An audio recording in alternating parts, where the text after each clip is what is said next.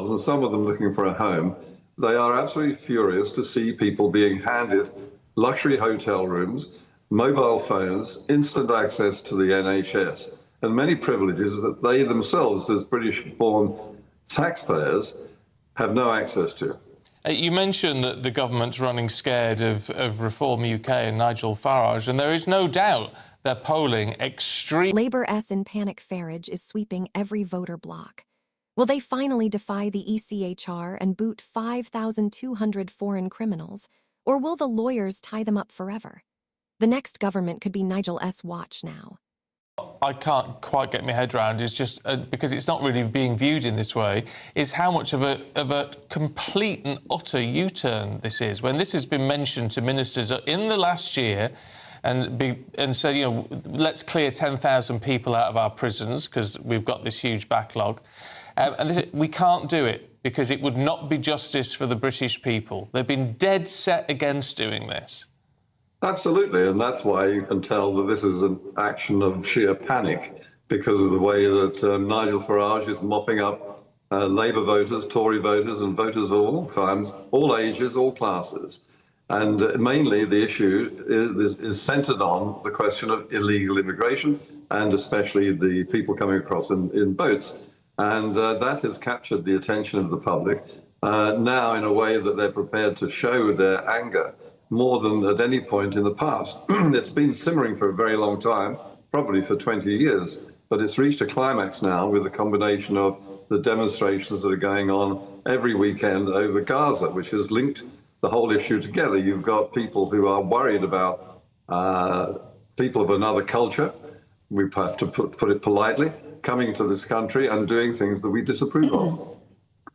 In all your years and experience as a political editor through various governments, I don't know how many governments you've been through, but have you ever sensed this public sense of disaffection, disillusionment in politicians and governments? No, and it's built up since the Conservative Party left the country in a mess after 14 years of quite startling mismanagement. But I think that this is something that's been building very slowly with frogs in the saucepan, so to speak, over the last 20 years since the open borders of the Blair government, and has grown since the numbers of illegals have visibly been coming across the channel in those boats. And we know that a huge financial industry is being perpetrated by these criminal gangs. But most of all, you've got hotels visibly being occupied, luxury hotels across the country, by people who have no right to be here and are alien in culture to those villages and towns where they now live. And also for the people who live there, many of whom aren't very well off themselves, and some of them looking for a home, they are absolutely furious to see people being handed luxury hotel rooms, mobile phones, instant access to the NHS, and many privileges that they themselves, as British-born taxpayers, have no access to. You mentioned that the government's running scared of Reform UK and Nigel Farage, and there is no doubt they're polling extremely well because they're saying what people want to hear. How difficult do you think it is going to be from the position they're in now as a political party to actually get to a point where they are able to govern and have got suitable policies in place for all areas of government? Well, I think for the Conservative Party, they're beginning from a very difficult position because of those 14 years of misrule, which I think they acknowledge themselves, that we had nearly 1 million coming through, migrants coming through which were legal up until the end of the Tory term. And we still have the illegal migrants coming through as well. So they are responsible for the anger that was already simmering before Labour came in and threw petrol on the flames. I don't know how the Conservative Party is going to recapture that trust that kept them in power for so many years through the post-war period. But they have to do something quickly, and they have to do something headline-catching, and they have to do something that people believe, and they haven't begun to do it yet. What's your prediction for the next general election? Well, as things stand at the moment, I think it's a racing certainty that the Labour government will be dumped. deservedly, in the opinion of not just myself, but probably millions of voters who feel as if they've been duped by Keir Starmer and his MPs and ministers. And I think that unless the Tories do get their act together, there is also a racing certainty that Nigel Farage will be the leader of the next government. I mean, there's plenty of time between now and the next election for him to make a mistake, for him to trip and fall flat on his face. But as things stand at the moment, it's going exactly the opposite direction. OK, Trevor, good to see you this morning. Thank you. Thank you. I mean, it's the biggest issue with reform at the moment is, will they implode before the next election? Because if they don't, if they do manage to properly pull it together and create a strong top team and all the rest of it and come up with some policies that are going to cover everything in government, they seem like an unstoppable force at the moment. Yes, but interestingly, I mean, both the Tories, particularly Robert Jenrick, who we had on the programme yesterday, and now clearly Labour are trying, although they seem to be flailing a bit, to take some of those ideas from reform and do something about them themselves. But it doesn't seem to be working for them yet. Well, it doesn't. Well, the interesting thing is what Robert Jenrick is doing is very interesting, I think, because he's almost like a very proactive leader, but he's not the leader. No, he's not. But that puts him in a very interesting position. It does, doesn't it? Vis-à-vis reform. I mean, would he, in 3 years' time, if he's become a bit of a superstar because he's actually launching himself out there and doing interesting things, if he becomes a bit of a political star, would he really want to lead the Tory party, which by then would it have rebuilt itself into a power? Well, it depends. Or would he prefer to defect to reform? But if he defected to reform, of course, he wouldn't be leader. No, he He'd wouldn't. have to play second fiddle or third fiddle.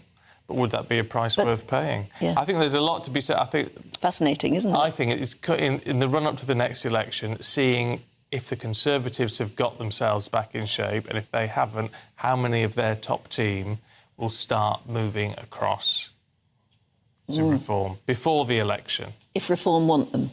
If reform want them. Reform might need experienced politicians at the top. I want to start by asking a simple question. If Labour is so sure this deportation plan is robust, why did they spend the last 4 years in opposition, calling every Tory attempt to do the same thing cruel, unworkable, and probably illegal? Shabana Mahmood stood at conference podiums and tweeted thread after thread about the inhumanity of removing foreign offenders. Now she signs the order herself and tells us it will save 54.0 a year per inmate. Well, which is it, inhumane or a bargain? The only thing that changed is Nigel Farage's poll numbers. Look at the timeline. In 2019, the Commons Library briefing paper showed 10143 foreign national offenders clogging up English and Welsh cells. Labour's response then was to demand community alternatives and restorative justice circles. No mention of costs. In 2021, Yvette Cooper told the Home Affairs Select Committee that deportation targets were arbitrary and distracted from rehabilitation. Fast forward to this week, and suddenly, the same people want 200 deportations in 12 months. That is not policy evolution, it is panic dressed up as strategy. They claim they are ready for legal challenges. Really? The same government that folded like a cheap tent when the Strasbourg court issued a Rule 39 order over the Rwanda flights last year. That midnight injunction arrived at 2 a.m., and by 3 a.m. Grant Shapps had cancelled the takeoff slot. The European Court of Human Rights has 46 member states, and every single one of them can file a blocking motion. The backlog at the Strasbourg registry is now 82 cases. Even if only 1% relate to Britain, that is still 820 potential injunctions. Labour's plan is to wave the Union Jack and hope the judges blink first. Good luck with that. And here is a fact the minister never mentions: the UK already has 400 bilateral prisoner transfer agreements gathering dust in the Foreign Office archives. I checked the treaty database myself. Ghana, Nigeria, Albania, Jamaica, Pakistan, every one of them signed and ratified years ago. The holdup has never been a lack of paper, it has been a lack of will. The MoJ's own figures show that in 2022, exactly 27 prisoners were transferred out under those treaties. 27. We could fill Wembley with unused treaties and still not shift the backlog. The 54-0 figure is also a sleight of hand. The Prison Reform Trust worked out that the average annual cost per prisoner is $47,500, not $54,000. The extra $6,500 is being added to inflate the savings. More importantly, the Home Office quietly admits in its impact assessment that each deportation costs $11,000 in escort, charter flights, and reintegration support. So the net saving is closer to $36,500. Still worth doing, but why not tell the truth up front? Because the truth is boring and does not fit on a tweet. While we are on money, let us talk about the lawyers. The legal aid agency paid out $32 million last year to firms challenging immigration removals. $32 million. That is enough to build 2 new secondary schools. The firms are not even hiding it anymore. They advertise on TikTok under hashtags like Stop Deportation Now. Labor's response is to promise robust action.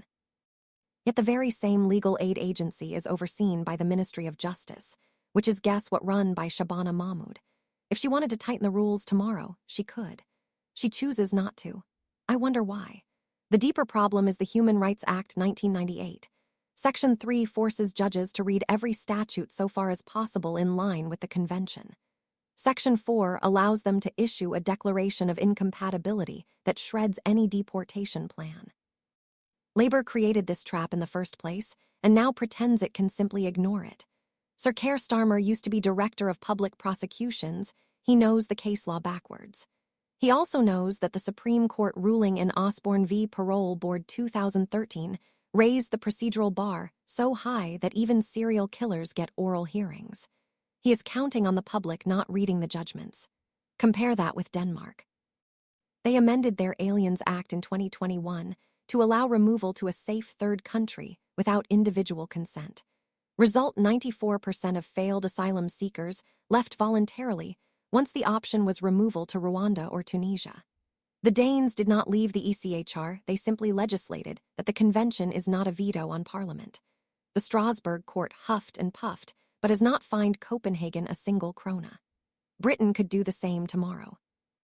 Labour will not, because half their backbenchers are human rights barristers who earn $400 an hour filing injunctions on the weekend. Look at the electoral map. Reform UK is polling 19% nationally, but in Boston Skegness, it is 37%. In Clacton, 34%. In Workington, 29%. These are not leafy shires, they are post-industrial towns where Labour once weighed the vote. The last time Labour lost Workington was 1976. Now they are on course to lose it to a party that did not exist 5 years ago. The reason is not complicated. 60 small boat arrivals landed in Cumbria last year, and the council was told to house them in the Britannia Hotel, while locals waited 8 years for a council flat. That is not racism, that is basic fairness. I keep hearing that reform has no policies beyond immigration. Nonsense. Their manifesto includes a flat tax of 20%, scrapping HS2, and writing off student debt for STEM graduates who stay in Britain 5 years. But the media only asks about immigration, because that is the issue that cuts through every class and age. My own postman, a lifelong Labour voter, told me he will vote reform next time because his daughter cannot get a nursery place, and the council told him priority goes to new arrivals. That is the conversation happening in every Wetherspoons up and down the country. Meanwhile, the Tories are having their own nervous breakdown. Robert Jenrick is running around like a man who just found out the leadership rules can be changed by a simple majority of the 1922 committee. He knows that if the membership ballot is held under first-past-the-post rather than the current exhaustive ballot, a Farage-led alliance could win. So he pre-announces policies on X that have not even been cleared by the Cabinet Office. Yesterday, he promised to pull out of the ECHR within 100 days. The Foreign Office has not been consulted. The Attorney General has not drafted the bill. It is pure theater. Here is what I think will happen. Labour will pass a deportation act that looks tough on paper, but contains a hidden clause allowing any deportee to appeal after 6 months on the grounds that their home country is unsafe. That clause will be inserted in committee stage at 2 a.m. when nobody is watching. The act will then collapse under judicial review. The government will blame activist judges, and the same offenders will still be here at Christmas. The only winners will be the law firms and the NGOs who pocket the legal aid checks. Unless, of course, Nigel Farage forces their hand. Every week he rises at Prime Minister's questions and asks the same simple question: how many illegal migrants left the country last week? The Speaker calls it unhelpful.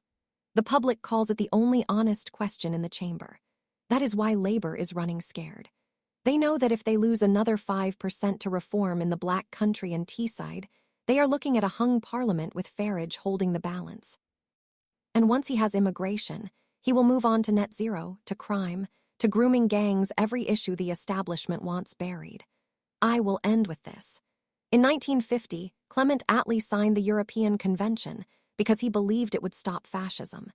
In 2024, the same convention is being used to stop Britain removing a convicted rapist. That is not progress, it is moral inversion.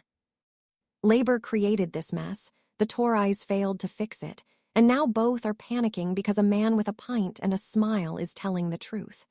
The British people are not fools. They see the hotels, they see the boats, they see the bills, and they are about to deliver a verdict that will echo for a generation.